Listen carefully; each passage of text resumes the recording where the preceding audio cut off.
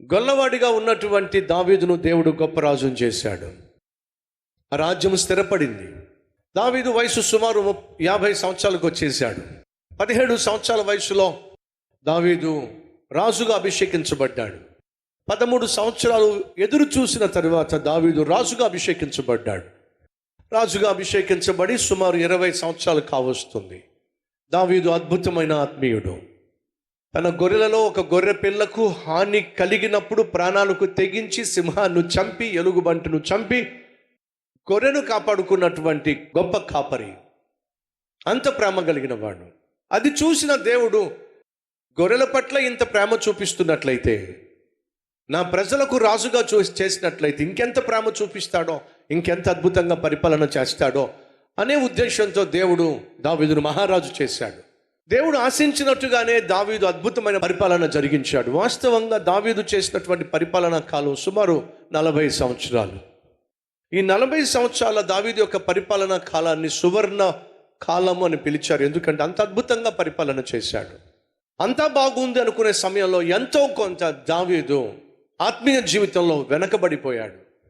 గతంలో ఉన్న ప్రార్థన జీవితం కానీ, గతంలో దేవుని పట్ల ఉన్నటువంటి భయము భక్తి కానీ, గతంలో దేవుని పట్ల ఉన్నటువంటి దేవుని వాక్యం పట్ల ఉన్నటువంటి ధ్యానం కానీ దావీదు జీవితంలో సన్నగిలింది. ఆధ్యాత్మిక జీవిత విషయంలో దావీదు వెనకబడ్డాడు.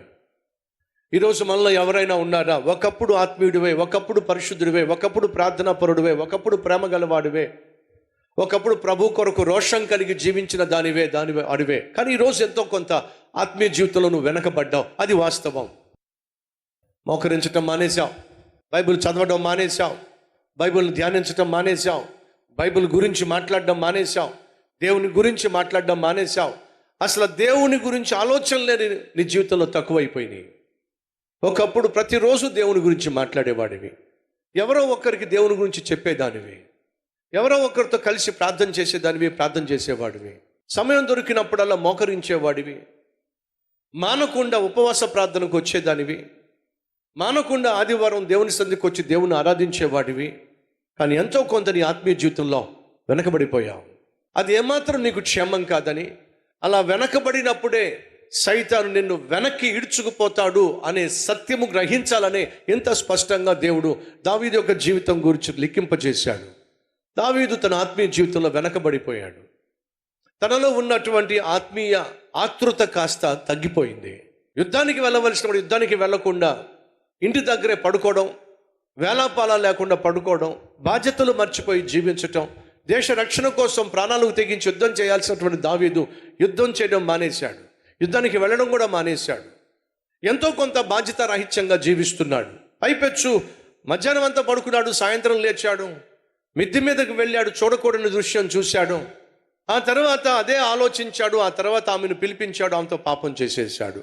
అలా పాపం చేసిన తర్వాత ఖచ్చితంగా దావీదు చేయాల్సిన మొట్టమొదటి పని ఏంటంటే పశ్చాత్తాపడ్డం. ఎందుకంటే దేవుడు ప్రతి మనిషికి మనస్సాక్షినిచ్చాడు. నువ్వు తప్పు చేస్తున్నప్పుడు, నువ్వు అబద్ధం ఆడుతున్నప్పుడు, నువ్వు బూతులు మాట్లాడుతున్నప్పుడు, నువ్వు ఇతరులని గాయపరుస్తున్నప్పుడు, చేయకూడని పని చేస్తున్నప్పుడు, చూడకూడని వాటిని చూస్తున్నప్పుడు నీ మనస్సాక్షి నిన్ను గద్దిస్తుంది. తప్పు చేస్తున్నావు, తప్పో తప్పో తప్పో అని నీ మనస్సాక్షి గద్దిస్తుంది. అలా గద్దించినప్పుడు పరిశుద్ధాత్మ దేవుడు ఏం చేస్తాడు? నిన్ను ప్రేరేపించి పశ్చాత్తాపంలోనికి నడిపిస్తాడు. అందుకే ఆత్మ సంబంధమైనటువంటి దుఃఖము మనసుకు మార్పును తీసుకొస్తుంది. ఆత్మ సంబంధమైన దుఃఖము అంటే దేవుని ఆత్మ చేత ప్రేరేపించబడినప్పుడు నీలో వచ్చే దుఃఖం ఏం చేస్తుందని మనసుకు మార్పును తీసుకొస్తుంది. దావీదు జీవితంలో ఎందుకో అది కూడా కరువైపోయింది. మొదటి యోహాను అనగా యోహాను రాసిన మొదటి పత్రిక 3వ అధ్యాయము 19వ వచనంలో చక్కని మాట రాయబడింది. ఇందువలన మనము సత్య సంబంధులమని ఎరుగుదుము, దేవుడు మన హృదయము కంటే అధికుడై సమస్తము ఎరిగి ఉన్నాడు గనుక మన హృదయము ఏ ఏ విషయములలో మన యందు దోషారోపణ చేయునో ఆయా విషయములలో ఆయన ఎదుట మన హృదయములను సమ్మతిపరుచుకుందుము. మన హృదయము మన ఎదుట దోషారోపణ చేస్తే, మీ హృదయము మిమ్మల్ని గద్దించినట్లయితే నువ్వు చేస్తుంది తప్పో, ఏమిటి నువ్వు మాట్లాడుతుంది, ఏమిటి నువ్వు చూస్తుంది, ఏమిటి నువ్వు చేస్తుంది, ఎక్కడికి వెళ్తున్నావు, ఏం చేసి వస్తున్నావు, నీ హృదయం నిన్ను గద్దించినప్పుడు నువ్వేం చేయాలట? దేవునితో సమాధాన పడాలి, నీ హృదయాన్ని సరిచేసుకోవాలి. అలా సరిచేసుకుంటావనే దేవుడు నీకు మనస్సాక్షిని ఇచ్చాడు. ఆ మనస్సాక్షి ఏం చేస్తుంది? నువ్వు తప్పు చేసిన ప్రతిసారి అది గద్దిస్తుంది. తప్పు చేయడం మానవ సహజం, తప్పును ఒప్పుకోవడం అది ఆత్మీయత. దావీదే కనుక ఆ రోజు చేసిన తప్పును బట్టి ఏడ్చినట్లయితే జీవితాంతం ఏడ్చే స్థితిని తప్పించుకునేవాడు. కానీ దావీదు చేసిన పెద్ద పొరపాటు ఏంటో తెలుసా?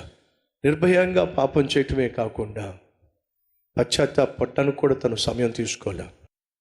సుమారు 9 నెలల పాటు తను పశ్చాత్తాపడలే.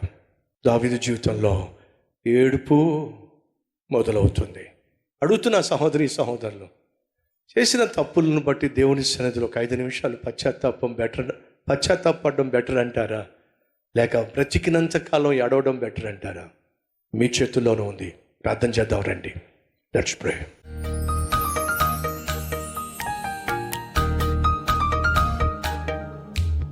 మహాపరిశుద్ధుడు అయిన ప్రేమ కలిగిన తండ్రి, ఎన్నెన్ని లోతైనటువంటి నిగూఢమైనటువంటి సత్యాలు, మా హృదయాలను సరిచేసేటటువంటి సందేశాలు ఘంటాపదంగా మాకు అనుగ్రహించావు. నీకు వందనాలయ్యా. ఒక్కొక్క సందేశం ఒక్కొక్కరి హృదయాన్ని ప్రక్షాళన చేస్తూ వచ్చింది. ఈరోజు నాయన దావీదు జీవితంలో చేసిన తప్పులను బట్టి తను కన్నీళ్లు కార్చలా, పశ్చాత్తాప పడలా, ప్రతిఫలంగా ఇక జీవితాంతం ఏడవబోతున్నాడు. ఆ రోజు మా జీవితంలో ప్రవేశించకుండా ఉండాలంటే ఈరోజు మేము మా మోకాళ్ళ మీద పడి మా తప్పుల నిమిత్తం మేము పశ్చాత్తాప పడినట్లయితే నాయనా మిగిలిన కాలం అంతా సుఖంగాను సంతోషంగా మేము జీవించగలుగుతాం. ఈ సత్యాన్ని అర్థం చేసుకున్న అంగీకరించిన మా సహోదరి సహోదరులు వారు ఉన్న చోటే నాయన మోకాళ్ళ మీద పడి పశ్చాత్తాపడుతున్నారయ్యా. కన్నీళ్లు కార్చేవాళ్ళు కన్నీళ్లు కారుస్తున్నారయ్యా. వారి పశ్చాత్తాపాన్ని అంగీకరించాయా. వారు చేసిన ప్రతి తప్పును క్షమించాయా. నిన్ను సంతోషపరచగలిగిన అద్భుతమైన ఆత్మీయత మా అందరికీ దయచేయమని యేసయ్య పేరట వేడుకుంటున్నాం తండ్రి. ఆమేన్.